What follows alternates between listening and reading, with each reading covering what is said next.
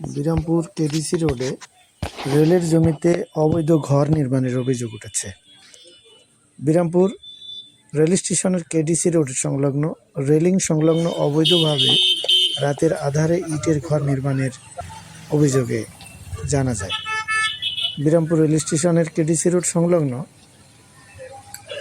রেলওয়ের জমিতে অবৈধভাবে ইটের ঘর নির্মাণ, এ বিষয়ে রেল স্টেশন মাস্টার সংশ্লিষ্ট কর্তৃপক্ষের বক্তব্য অনুযায়ী জানা যায়, তারা জানান ইহা সম্পূর্ণ অবৈধ, দ্রুত ব্যবস্থা নেওয়া হবে বলে আশ্বাস প্রদান করেন দিনাজপুর জেলার বিরামপুর শৌখিন furniture mart proprietor Mohammad Anwar Hossain, KDC road, নতুন বাজার, বিরামপুর, দিনাজপুর। তিনি রেল স্টেশনের কেডিসি রোড সংলগ্ন রেলিং ঘেঁষা এলাকার পাশে অবৈধভাবে আজ রাত 8:30 ঘটিকার সময় 18 অক্টোবর 2025 রাতের আধারে ইট দিয়ে ঘর নির্মাণের অভিযোগ উঠেছে।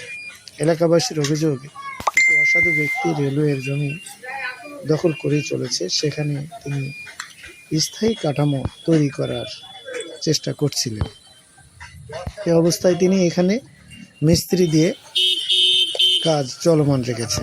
ঘটনাস্থলে গিয়ে দেখা যায় রেল স্টেশনের রেল লাইনের রেলিং সংলগ্ন এলাকায় ইট, বালু, সিমেন্ট ও টিন দিয়ে নতুন করে ঘর নির্মাণের কাজ চলছে।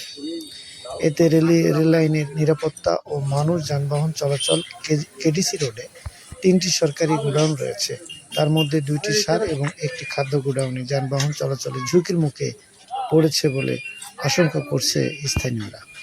এ বিষয়ে দায়িত্বে থাকা বিরামপুর রেল স্টেশন মাস্টার জানান, এই স্থানে যে ইটের ঘর নির্মাণ করা হচ্ছে তা সম্পূর্ণরূপে অবৈধ। রেলওয়ের জমিতে কোনো নির্মাণের অনুমতি নেই। আমরা বিষয়টি ঊর্ধ্বতন কর্তৃপক্ষকে জানিয়েছি, দ্রুত প্রয়োজনীয় ব্যবস্থা নেওয়া হবে বলে জানান। অন্যদিকে রেলওয়ের সম্পত্তি রক্ষণাবেক্ষণ বিভাগ জানিয়েছে, রেলওয়ের জমি দখল বা অবৈধভাবে নির্মাণের বিরুদ্ধে নিয়মিত অভিযান পরিচালনা করা হয়। তারা শিগগিরই এ বিষয়ে তদন্ত করে প্রয়োজনীয় আইনগত পদক্ষেপ গ্রহণ করবেন বলে আশ্বাস দিয়েছেন। স্থানীয় সচেতন নাগরিকরা অবৈধ দখলদারদের বিরুদ্ধে কঠোর ব্যবস্থা এবং রেল লাইনের নিরাপত্তা নিশ্চিত করার দাবিও জানান। বিরামপুর রেল স্টেশনের কেডিসি রোড রেলিং সংলগ্ন রেলওয়ের জমিতে অবৈধ ইটের ঘর নির্মাণ, স্টেশন মাস্টার এবং সংশ্লিষ্ট কর্তৃপক্ষের বক্তব্য ইহা সম্পূর্ণ অবৈধ, দ্রুত ব্যবস্থা নেওয়া হবে।